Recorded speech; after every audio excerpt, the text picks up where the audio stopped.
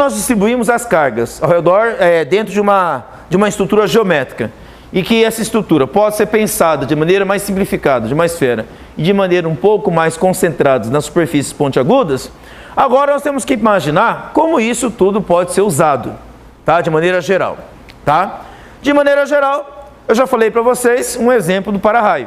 O para-raio é uma ponta que sai da Terra em geral, na forma de uma barra, na forma de uma torre, e ali tem maior concentração e os raios caem ali, de preferência ali, porque a intensidade do campo elétrico é maior ali.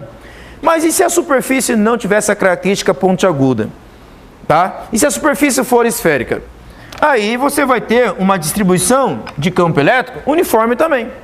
Então vamos imaginar aqui que eu tenho uma pequena esfera e essa pequena esfera esteja eletrizada. Ok? Essa pequena esfera eletrizada aqui na sua superfície externa, ela vai criar um campo elétrico à sua volta. Como é que é o campo elétrico gerado por uma carga positiva? Nós já vimos isso anteriormente. Se a carga elétrica for positiva, como é que é o campo elétrico gerado por ela? Ele é divergente. Então nós temos aqui linhas de campo elétrico que divergem dessa carga. Divergem dela aqui, ó.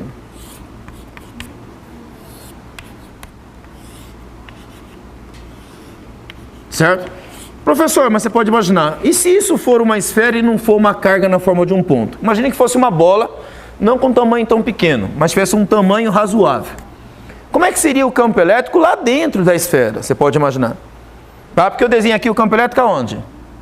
Do lado de fora. Lá dentro, como é que seria? Vamos imaginar isso. Eu tenho aqui a esfera e aqui eu tenho as cargas elétricas distribuídas na sua superfície de maneira uniforme de novo.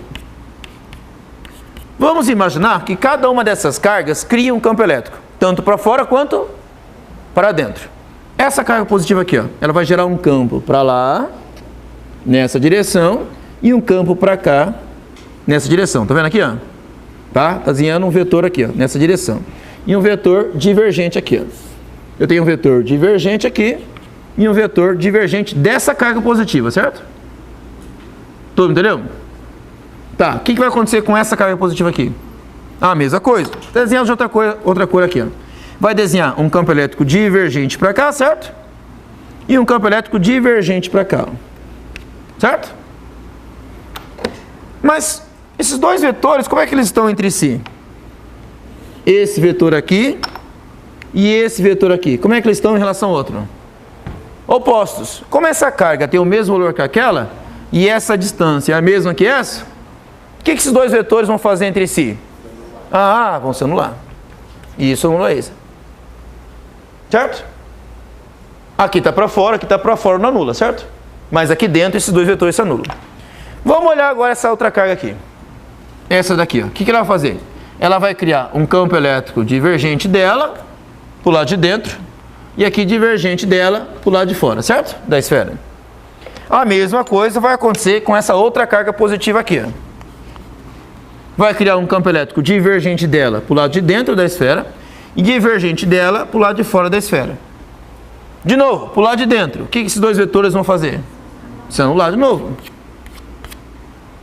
Ok? Tá, e agora essa carga aqui? O que ela vai fazer?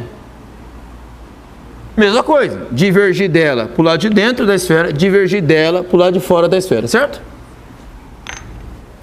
Essa outra aqui, o que ela vai fazer? Mesma coisa, divergir dela para o lado de dentro, divergir dela para o lado de fora. O que essa aqui faz com essa? Se anula de novo. Então o que você está percebendo que está acontecendo dentro da esfera? Todos os vetores campos elétricos das cargas distribuídas na superfície estão fazendo o que entre si? Se anulando.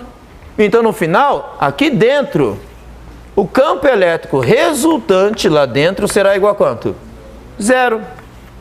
Isso quer dizer que se eu tiver um condutor esférico metálico e ele estiver eletrizado, mesmo estando eletrizado na superfície, dentro da esfera o campo elétrico é nulo. Certo? Estou repetindo, o campo elétrico lá dentro é zero. Tá, professor, e se a superfície não fosse esférica? Ela fosse um formato triangulado como esse? Tá? A diferença é que a distribuição não seria uniforme, certo? Não seria uniforme em toda a superfície. Mas haveria alguma simetria aqui também? Ah ou não é? De qualquer forma, são cargas se repelindo. Existe uma simetria, só não é esférica.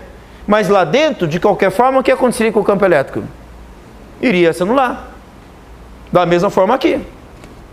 Eu vou desenhar um vetor para cá, outro vetor para cá, esse aqui para cá, esse aqui para cá. O que vai acontecer com eles? Eles vão se anulando. Dentro do condutor, no final, o que vai acontecer com o campo elétrico lá dentro? Vai dar zero. Então, não importa o formato do condutor, dentro dele, o campo elétrico sempre será igual a zero. Tá? Então, podemos escrever assim, ó, de maneira geral. Tá? Agora, nos condutores elétricos, o campo elétrico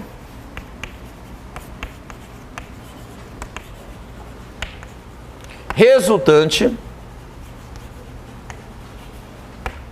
em seu interior é nulo. Ou seja, lá dentro do condutor o campo elétrico é zero. Tá? Quem descobriu isso foi um físico inglês chamado Michael Faraday. Ao descobrir que lá dentro o campo elétrico de um condutor é zero, certo? Dentro do condutor, então, campo elétrico interno é zero, ele descobriu que surgisse uma descarga elétrica do lado externo para a superfície, essa descarga elétrica não entraria na esfera. Imagine a seguinte situação aqui.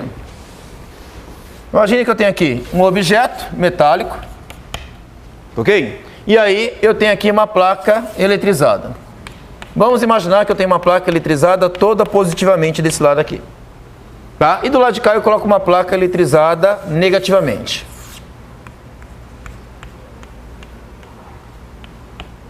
Olha o que o Michael Faraday imaginou. Surge um campo elétrico que vai de onde para onde? Do positivo diverge e converge para onde? Para o negativo. Então vai ter um campo elétrico que faz isso. Ó. Que vai de onde para onde? Do positivo ao negativo. Do positivo para o negativo, certo? Mas vamos olhar para esse condutor aqui. Vamos imaginar que inicialmente ele seja neutro. Mas o fato dele estar neutro significa o quê? Que a quantidade de cargas positivas é igual à quantidade de cargas negativas. Só que o campo elétrico não chega no condutor aqui? Chega. Vou desenhar o campo elétrico vindo aqui, ó. Olha lá. Quando esse campo elétrico chegar no condutor, o que ele vai atrair em direção a ele ali? Cargas negativas. Uma carga negativa vem para aqui, certo? Em contraposição, do outro lado surge uma carga positiva. Por que houve esse deslocamento aqui? Ora, porque os elétrons são atraídos em direção à carga positiva, não são? Ele se move, sai daqui, vai para lá, deixa uma carga positiva sozinho aqui. Obviamente, então se aqui ficou positivo, surge um campo elétrico para cá, certo? Ok? Então aqui eu tenho uma carga negativa, aqui eu tenho uma carga positiva. Então surge um campo elétrico aqui. Bom, mas lá dentro, quanto vai ser o campo elétrico lá dentro? Bom, se você imaginar que um campo elétrico externo estava vindo daqui para cá, lá dentro não ficou positivo e negativo no lado oposto? Então se via um campo elétrico externo, surgiu também lá dentro um campo elétrico interno que faz o quê? Oposição ao campo elétrico externo. Aí surge um campo elétrico nesse sentido aqui, ó. E aí o que esse campo elétrico aqui vai fazer com esse campo elétrico aqui oposto? Eles irão se anular. Resultado, quanto vai dar o campo elétrico lá dentro? Zero. Então, à medida que o campo elétrico começa a atingir a superfície da esfera aqui, ó, do outro lado surge o campo elétrico aqui, ó.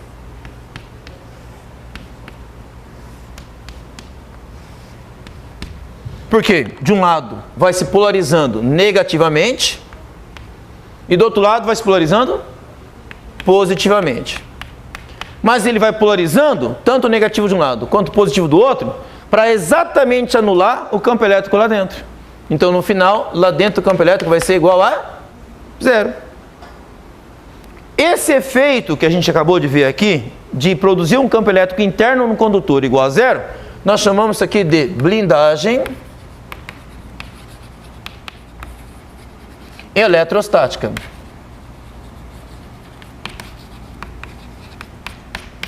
E como é que eu vou usar esse conceito?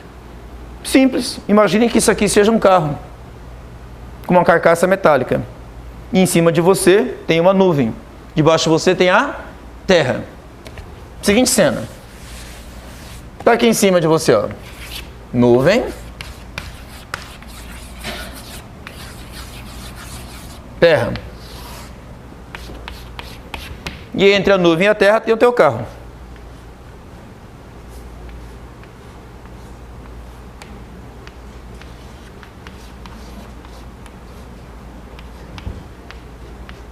Certo?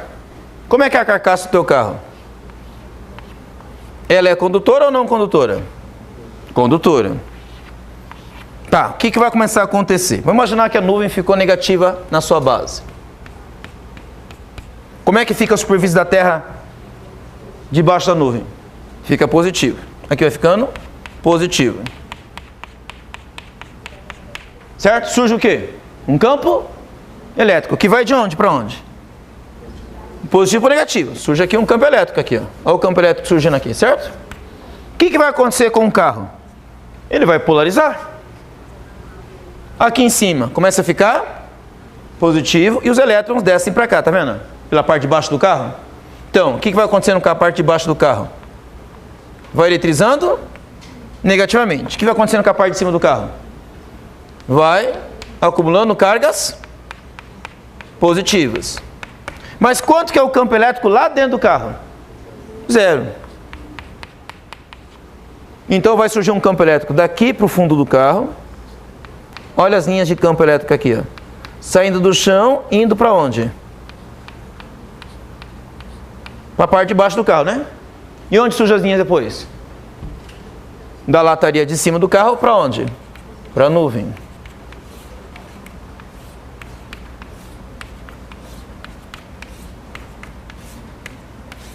Mas quanto que é o campo elétrico resultante lá dentro? Zero. Vamos imaginar que aqui acumule muitas cargas negativas.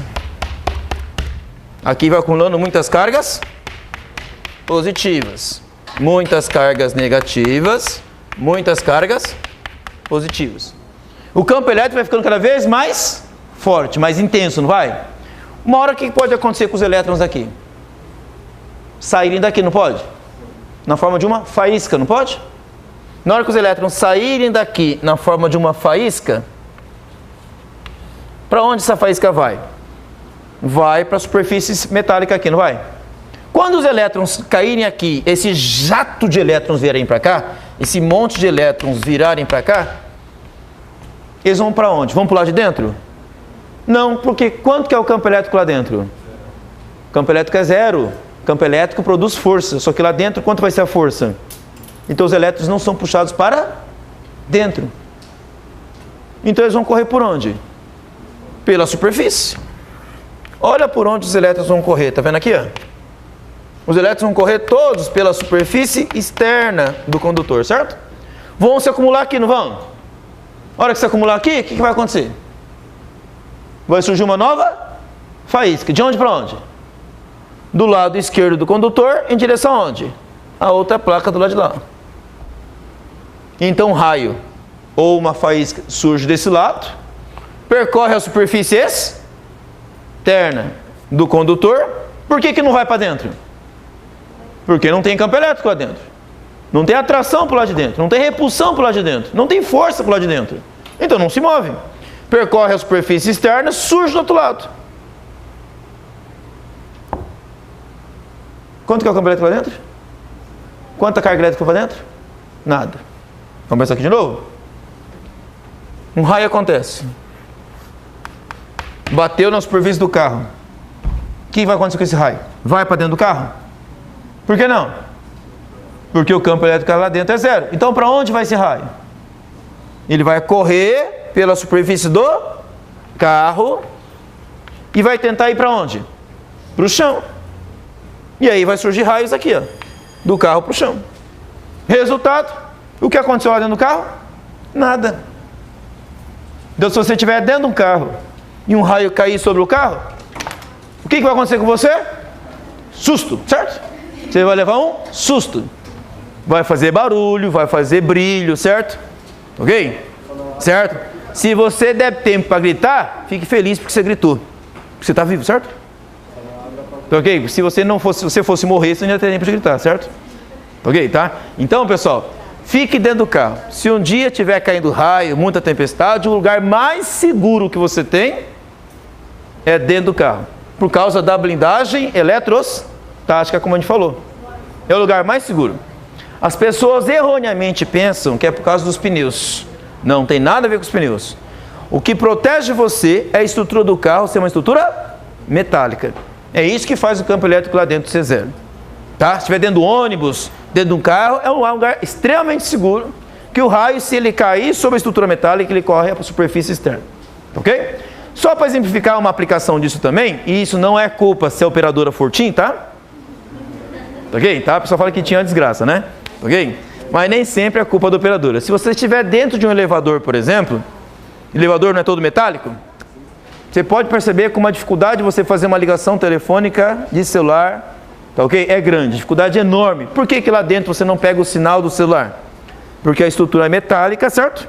Aquela estrutura metálica forma uma blindagem eletrostática. O sinal do seu celular é uma onda eletromagnética, que precisa de um campo elétrico. Só que quanto que é o campo elétrico lá dentro? O sinal não entra. Tá? Então não adianta só ficar xingando a operadora. Tá certo que a operadora pode ter culpa em outras situações. Mas nesse caso, ok? Ela não tem culpa. Beleza, gente? Por hoje é só.